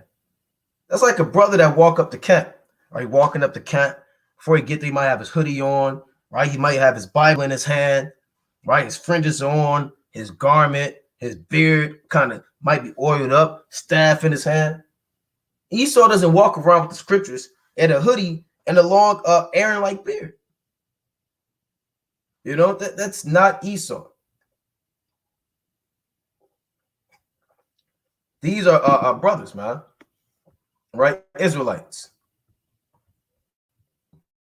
You know, you had let's get another one real quick. You had Saint Salakia. You had Saint Nick, not Santa Claus, right? Saint Nicholas. That's another brother right there. That icon is, damn, look at this one. Somebody selling an old hand-painted 16th century Russian icon of Nick for $30,000. $30,000 of St. Nicholas. See that? This stuff ain't cheap, man. Who has $30,000? You know, Esau, he'll buy that though. You know, he's top. Yeah, I want it. Just put it on my tab. Here's my card. Here, 30,000. It's nothing. I was going to buy a Tesla, but I'll just buy this icon. And Esau, he'll buy it. He might hang it up. Might look at it. I don't like it, and he just throws it, man. You know, it's just nothing. It's just a painting. And this stuff is a priceless, man. Look at this. Whitewash. Madness. Right? So these are your church fathers, man. And a lot of these men, they rolled up and they showed up at these different councils. All those early church bishops. And this council, the first Council of Nicaea, was done by Constantine in 325 AD. So he didn't write the Bible, right? He held a council to discuss biblical doctrine. And again, how could Constantine write the Bible if the Septuagint was already written, right? We just covered that. Before Constantine came into power, you already had the Septuagint written. So these guys who say stuff like, okay, Constantine wrote the Bible, that's the Council of Nicaea. I mean, they don't. Not only have they not read the Bible with understanding or been taught, but they're just completely inaccurate when it comes to history. You know, like I said, and it's our job to really, you know, contend for the faith, man. That's Jude 1 and 3. All right, let me get this real quick. In Jude chapter 1 and verse 3. Right, let me get that real quick. This is Jude chapter 1 and 3. Right, it reads, beloved, right, St. Jude 1 and 3, beloved, when I gave all diligence to write unto you of the common salvation, right, is common for Israel, not for all people, on the entire earth. It reads, it was needful for me to write unto you and exhort you that ye should earnestly contend for the faith, which was once delivered unto the saints. So you have to contend for the faith. When people say King James wrote the Bible, that's, again, for the fifth time, that's a white man's book. Or where's the original Bible? We hear that too. Where's the original Bible? Who published that? King James, and they'll make his face. Constantine wrote that. Right? You have to be able to contend for the faith, man. You bring your precepts out, like I be telling brothers, and then you back it up with the history, man. This is Philippians chapter 1. Right? Let's go to Philippians chapter 1 and 17. All right, Philippians chapter 1 and 17. It reads, but the other of love, knowing that I am set for the defense of the gospel. Right? So we're set for the defense of the gospel. Yeah, we go on the offensive too. We cut down lies, and we go out there and we teach the people, and we break down strongholds and cast down high imaginations. But when they come attacking the gospel, we know how to defend it too, man. Some people defend themselves with a sword. If somebody's coming with a sword, they got a sword. I think it's called a par or whatever they do. Kind of got their sword and they kind of blocking it, and they'll take their shield. Then they attack. This is war, man. So as soldiers of the Lord and the soldiers of Yahweh Hashem Yahushua, we have to know how to use our shields, man, and our swords for attack and defense. So when you go back to this council, let me just sum this up and not spend too much time on it. This council essentially was a council brought to discuss biblical doctrine. And the main thing that they discussed was the Trinity, right? You had two men. You had a man named Athanasius. You had a man named Arian. Athanasius taught that there's a Trinity that we know of today. Arian taught similar to what we believe, which is the truth that the Most High and Yahweh Shai are two separate entities, and that Yahweh Shai was indeed created by the Most High God. That's what scholars call Arianism. So you might be out there in the highways and byways and say, look, you guys teach Arianism, which is essentially, it's in the Bible. It's not called Arianism. You can go into precepts and clearly see that the Most High and Yahweh Shai are two separate entities and that there's no Trinity. Also in this council, Constantine incorporated pagan customs with the scriptures, meaning not that he wrote the scriptures, but now people follow Easter, right? People deify the sun. So sun worship, the worship of Ishtar, those pagan rites and ceremonies were incorporated, not in biblical text, word for word, but in you practicing the laws and the commandments and you following the rites of the Bible. Then people began to worship the sun and follow these strange gods, because Christianity was supposed to be the number one religion of the Eastern Roman Empire. But a lot of the pagans who worship nature and worship the host of heaven, they didn't want to get down with it. So in order to please everybody, he brought them both together, right? So it reads, this ecumenical council, you had 7 of these ecumenical councils, was the first effort to attain consensus in the church through an assembly representing all Christendom. That's like if all camps came together, right? That's like if IUIC, GMS, ISUPK, HOI, Sakari, Sons of Thunder, Lions of Israel, all these different congregations, Believers of the Way, WFI, and all of the top men came in a big damn conference room. And for 3 weeks, they left their families, they left their job, and he was sitting there and they just discussed doctrine. So we came on one accord and said, okay, this is for all Israel. This is the Sabbath. This is what the mark of the beast is. This is who can make it to the kingdom. This is what this scripture means. Until we all come on one accord and say, okay, this is what that was the purpose of this council and many other councils. It'll be fights, man. I believe if all that example I gave, Lord forbid, it will be people foaming at the beard, foaming at the mouth, chairs being thrown, tables being flipped over. Might be a physical fight, man. That'd be a hell of a thing if Lord forbid, you know what I'm saying? But that would be it would be a sight to see. I will leave it at that. Right? So this was a council representing all Christendom, Hosius of Cordoba, that may have presided over deliberations. All right, now here's the point. Its main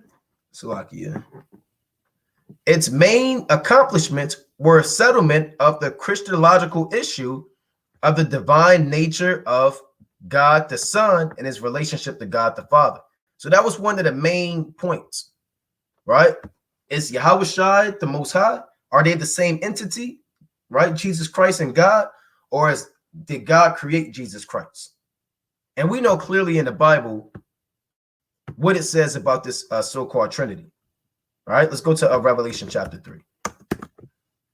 clearly we can go in here and show you in the Bible about this.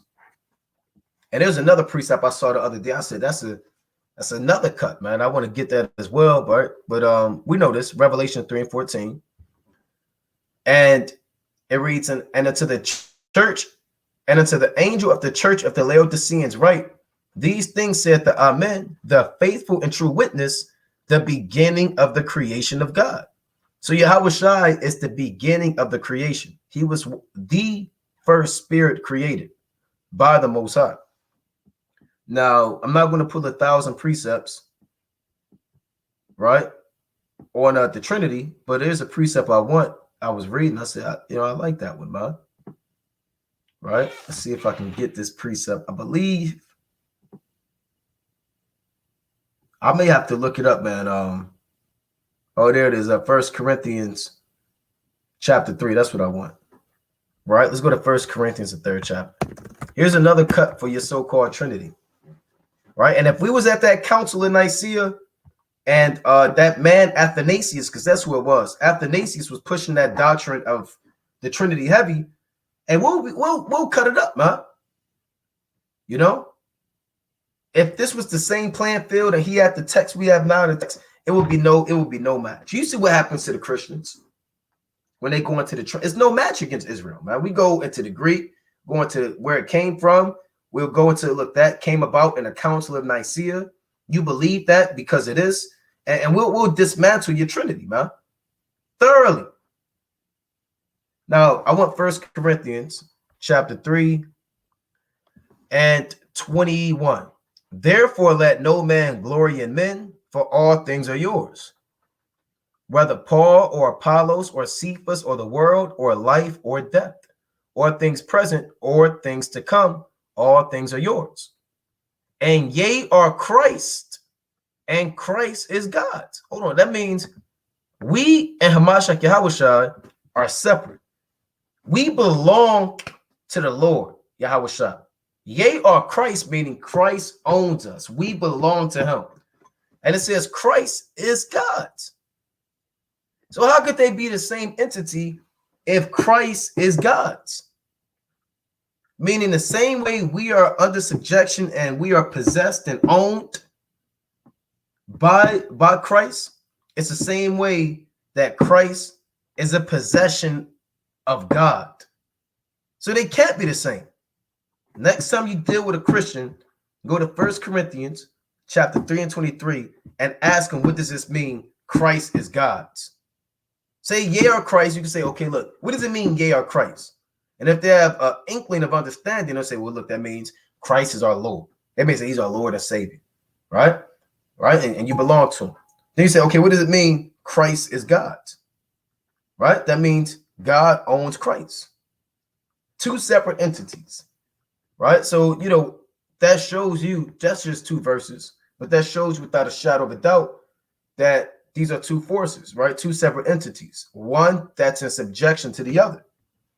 Right, let's go to Ephesians chapter 1.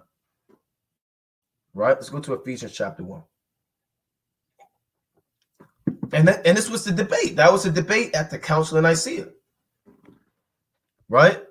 It reads Ephesians 1 and 3. Blessed be the God and Father of our Lord Jesus Christ.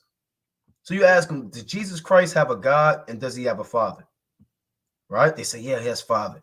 Well, I thought he and the Father are one, right? And the Lord, the Most High is God. The Lord said, blessed be the God and Father of our Lord Jesus Christ, who hath blessed us with all spiritual blessings in heavenly places in Christ. Right? Now, when you go to Ephesians 3, like I said, there's 1,000 precepts on the Trinity, right? But I'm going to get this real quick. This is Ephesians chapter 3. So that said, God, the Most High, is the Father and he's the God of Jesus Christ. Ephesians 3 and 9. And to make all men see what is the fellowship of the mystery, which from the beginning of the world hath been hid in God, who created all things by Jesus Christ. So that shows you again, the Most High created all things by using Jesus Christ. Two separate entities. And there's 1,000 precepts on that. Again, that was the topic of discussion at the Council of Nicaea. It's not, okay, how do we write the Bible? That wasn't the big deal. Look, we're going to come up with a book and we're going to write down. No, they were already discussing biblical doctrine at the Council of Nicaea. All this is happening during what the Bible calls the middle time approaching. Now, you had a man by the name of Athanasius of Alexandria, right? Athanasius of Alexandria was an Israelite, right? Also called Athanasius the Great, Athanasius the Confessor, or among Coptic Christians, Athanasius the Apostolic, was a Greek church father of the 20th Pope of Alexandria, right? And this was one of the brothers who was at that Council of Nicaea. He was like one of your top Israelites at the time, right? He was on a high level, and everybody looked up to this man. And he's the one at the first Council of Nicaea, right? Now, when you go into this, I'm not going to read this whole thing. I wish this was a little bit easier to show you, right? Athanasius, right? Athanasius, bear with me, I'm sorry, was a Christian theologian, a church father, the chief defender of the Trinitarianism. So Trinitarianism was taught predominantly by Athanasius of Alexandria. That's why, and really, not to jump the gun, after the Council of Nicaea, you had something called the Nicene Creed. And the Nicene Creed established what the church would teach. From that point until this point forward, it has been established that we're going to teach what Athanasius taught. We're going to teach this Trinitarianism. No, it's not in the Bible, but we love this man, right? We love this guy. He's famous in Israel. We're going to push his doctrine. That's why people believe the Trinity to this day. Not that it's in the Bible, but it was established in what the church would teach. And everybody that was taught by these pastors, that was taught by the so-called white man, that was taught back in the early times, it all goes back to this time period. So he was the chief defender of Trinitarianism against Arianism. Now, Arianism teaches that Yahushua was created by the Heavenly Father. You had a man by the name of Arius who started Arianism, right? Well, he really didn't start it, but they attributed that understanding that Yahushua was created by the Most High. They attributed that to Arius, right? And that's what this man is. Arius and Athanasius were the chief men at the Council of Nicaea, right? Arius taught that there are two separate entities. Athanasius taught that the Trinity.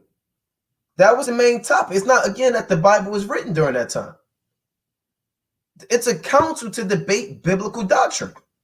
To see what is the church going to hold on to. Like I said, the brothers came together out of all Israel, and we were going to debate the Sabbath or the new moon, or is the law done away with, or can the Gentiles make it? You have chief defenders of the lunar Sabbath. I know brothers that teach the lunar Sabbath. We're cool with to this day. GMS teaches the lunar Sabbath. Sakari teaches the lunar Sabbath.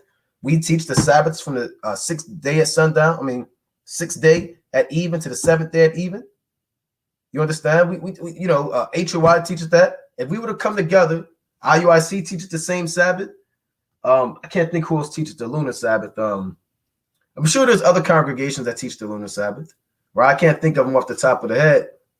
But that's just one thing. The mark of the beast is another thing. Certain brothers teach that it's this. Certain brothers teach that it's that. You hold a council. Let's say we have a council in New York, right? You'll call it the Hebrew Israelite Council of New York 2022. And all of the top brothers come around and they travel there. They catch a flight and we run out a conference room, right? Or whatever the case may be. And we just discuss doctrine to bring Israel on one accord. And a brother may yield, right? But, Jake really isn't going to yield as far as I'm concerned. But Jake may yield and say, yeah, okay, look, that does make sense, right? Okay, look, us in our congregation, we're going to teach this, right? We're going to teach what you said. That makes sense. And everybody said, okay, yeah, we'll do the same thing, right? We're going to teach that so-and-so is to so-and-so, right? And all of Israel is on one accord now on different things. That's why these councils were set up. How are we going to establish the divinity of Hamashiach Yahushua? Again, the Apostle Paul, he said he was a defender of the gospel. The Lord says, contend for the faith. In Sirach chapter 4 and 28, it says, strive for the truth until death. All right, let me get that real quick. This is Ecclesiasticus. And if you want to go more in depth in that Council of Nicaea, you can go into it. You can go into how they incorporated Easter and pagan customs in the Bible. You can go into how they incorporated sun worship, right? And have that understanding. So when your family, your mother, and men on the highways and byways are scoffing, you can adequately break it down, right? You go through the precepts and then you link it up. This is Sirach chapter 4 and 28. It reads, strive for the truth until death, and the Lord shall fight for thee. So you have to, when you strive, it's conflict, variance. You understand? Some type of altercation, right? And that's what we're commanded to do. When it comes down to the truth, we're going to strive until death, right? Now, when you go back into this, that was the hot debate, the relationship between God and the Father, right? The construction, this is going back to the first Council of Nicaea, right? The construction of the first part of the Nicene Creed mandating uniform observance of the date of Easter. You see that? So they incorporated Easter into the understanding of the scriptures. And Easter, we all know it goes back to pagan rites and pagan customs. And he didn't want to disappoint fellow pagans of Rome, of Byzantium, or the Eastern Roman Empire. So he said, all right, that's like people that celebrate Halloween. Let's say you got a camp and you teach the truth, but you got kind of people that celebrate Halloween, a few people. You don't want to make them mad, so you kind of go in the scriptures and justify Halloween, right? You go to the book of I have to find the account about Jehoshaphat disguising himself. Let me get that. This is madness, right? Let's see if I can get that. If I can spell disguise, right? Where Jehoshaphat disguised himself. And you use it to say the kids can disguise themselves in different costumes. They could be a witch, a warlock, right? They can be Satan. They can be damn whatever, man. Right? This is 1 Kings 22 and 30. And the king of Israel said unto Jehoshaphat, I will disguise myself. And then you say, okay, look, that's trick-or-treating. You could trick-or-treat now because our kings, they always used to put on costumes and disguise themselves. Yes, now we're going to teach Halloween. That's what they did with Easter, man.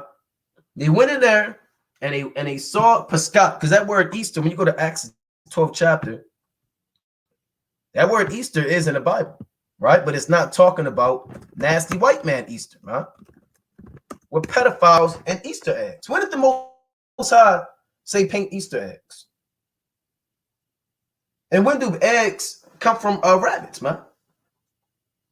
All of that goes back to the Council of Nicaea too. You know? Acts chapter 12 and 4. And when he had apprehended him, right, this Herod or Agrippa, or Herod rather, apprehending the apostle Peter, he put him in prison and delivered him to 4 quaternions of soldiers to keep him, intending after Easter to bring him forth to the people. So it's Easter because this was translated into the English. But when you go into the Greek for this word, it's not Easter. And that's why we have to go into the Greek and we have to go into the Hebrew. Brother, so you don't have to go into the Greek. You don't have to go into the Hebrew. Well, how do you explain Acts 12 and 4? If you can't go into the Greek or the Hebrew, how can you explain this? Right? Let's pull this up. You have certain prophecies with Hebrew words. Hosea, the 2nd chapter, Isaiah 65. See if I can play this.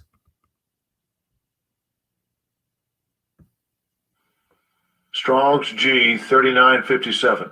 Pascha. Pascha. Pascha, which means what? The Paschal sacrifice, right? Which was accustomed to be offered for the people's deliverance of old from Egypt. The Paschal lamb, the Israelites were accustomed to slay and eat on the 14th day of the month of Nisan, the first month of the year, in memory of the day on which their fathers, preparing to depart from Egypt, were bidden by God to slay and eat a lamb and to sprinkle the doorpost with its blood, that the destroying angel, seeing the blood, might pass over their dwellings. Christ crucified is likened to the slain Paschal lamb. So that's what it's talking about. That's not talking about Easter eggs and bunnies, man. But that understanding really has its roots within Ishtar, ancient Persian, Babylonian gods, fertility goddesses. Right? Let's pull that up. And that bunny goes back to the ancient pagans who lived out in Germany at that time. Right? When you go deep into that history, that's where the concept of the bunny came from, and the eggs and the fertility of it came from the ancient Persians and the ancient Babylonians, and they mixed it all together and they incorporated it with the Passover, and now you have Easter on Resurrection Sunday, and there's no Resurrection Sunday in the Bible, right? So it's nothing but madness, right? Nothing but madness.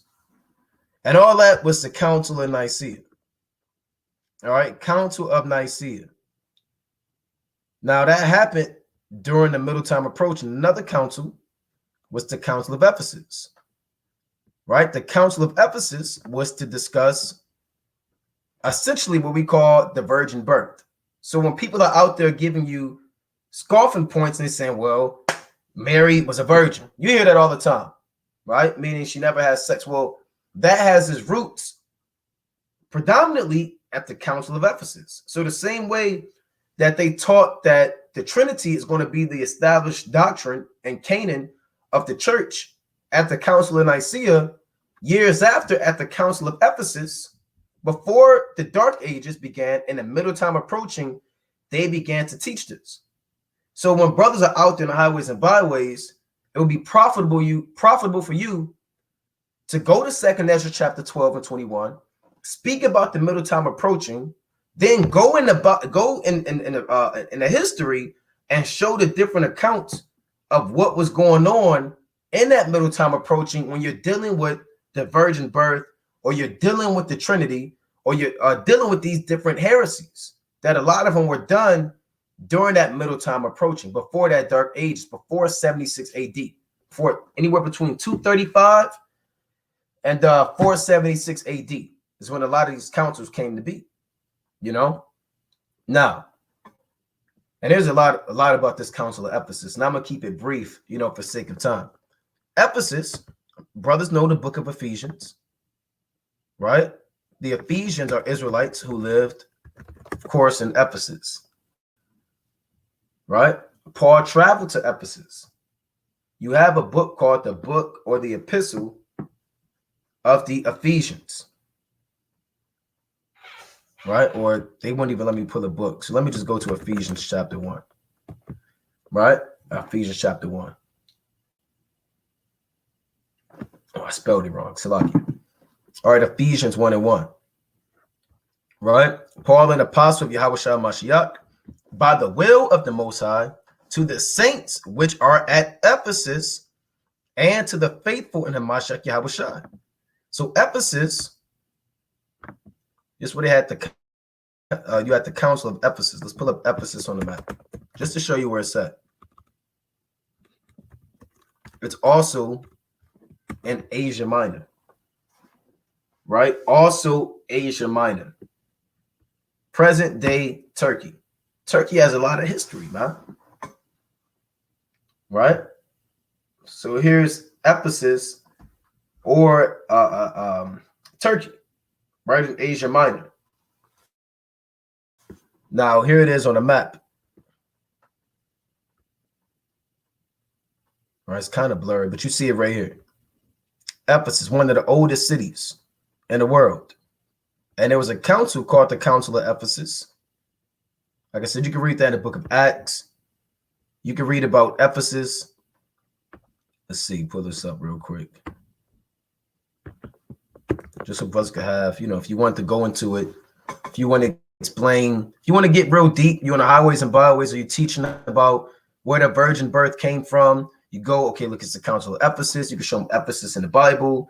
You go to Ephesians 1:1, the church in Ephesus. You go to the book of Acts, right? 18 and 19, 18, 24, and show where this place was biblically, and show that you always had Israelites there who held on to the truth, right? You had new doctrine coming out about this virgin birth that was never taught at the church of Ephesus. Timothy was the first bishop of the church of the Ephesians, right? Let's go to 2 Timothy, the 4th chapter, right? Quick history on Ephesus, not too much, right? But be not ignorant in anything, in a great matter or a small. That's Ecclesiastes chapter 5 and 15. Right? 2 Timothy chapter 4 and 22. Now you'll only see this footnote at the bottom in the 1611. You may have it in other Bibles. All right, but I know in the 1611 it has this key footnote at the end of 2 Timothy 4 and 22. This Bible, this is a cheap Bible, Hendrickson, right, which I'm not too much of a fan of. Hendrickson Bibles. I'm more of a Zondervan man. Some men like Holman, some men like Thomas, right? But 1611 has this, right? 2 Timothy 4 and 22. The Lord Yahushua HaMashiach be with thy spirit. Grace be with you. Amen. The second epistle unto Timotheus, ordained the first bishop of the church of the Ephesians, was written from Rome when Paul was brought before Nero the second time. See that? So Timothy was the first bishop in Ephesus. The Most High set up Timothy over that church. And Timothy gave up the ghost around 97 AD. And he was alive during the time when John wrote the letter to the 7 churches. And one of those 7 churches was the church of the Ephesians. Now, within his council, at the Council of Ephesus, the hot debate was no longer the Trinity. The hot debate was now we're going to discuss if Mary is a virgin or not, right? Did Jesus Christ, does he have 2 separate natures? Is he half divine and half man? Does he have one divine nature, one human nature, or is it split in half? And you had these different terms equated, right? You had Nestorianism or Nestorian. You had Chalcedonians. You had Monophilites. You had all of these different terms that they gave, right? Now, it reads, the Council of Ephesus was a council of Christian bishops convened in Ephesus in 431 AD by Roman Emperor Theodosius II. Right? So your first council in Nicaea was done by Constantine. This council was done by Theodosius II.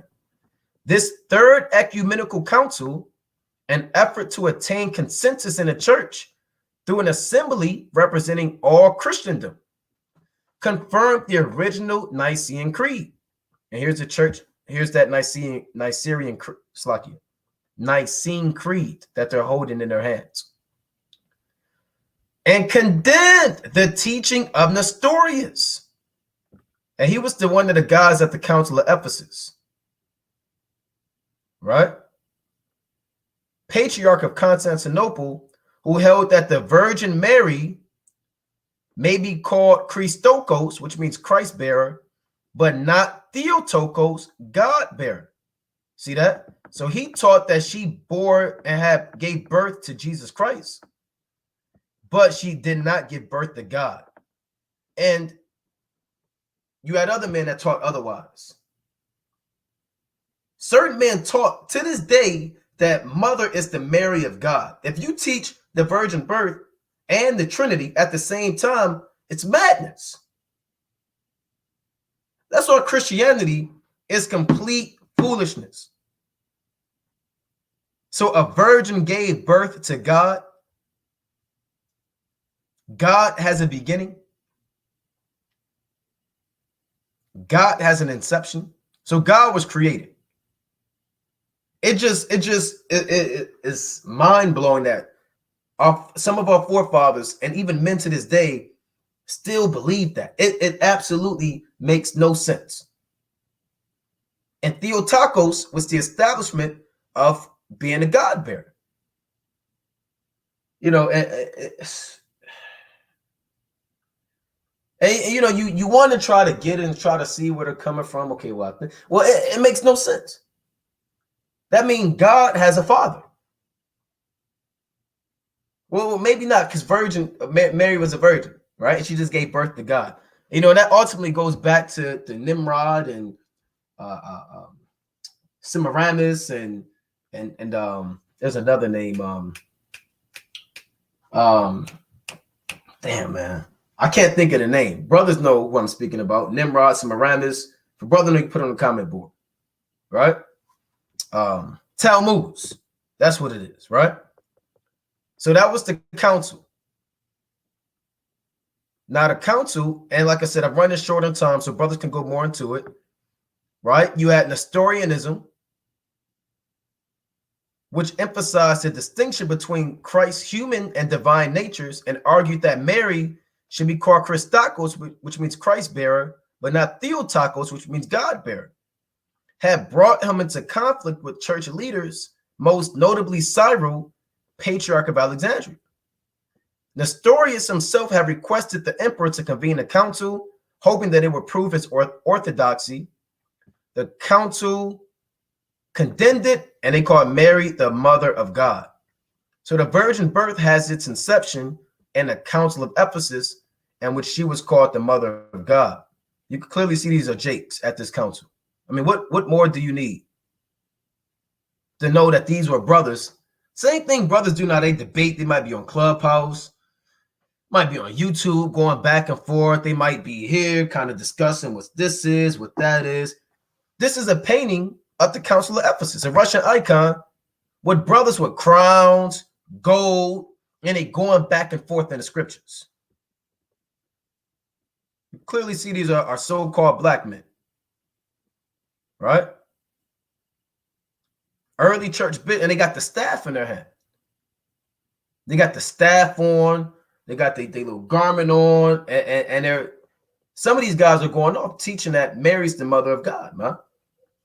You know, and again, why are we going into this? Because the Bible has a key time period. For the last time, I'll bring this out again.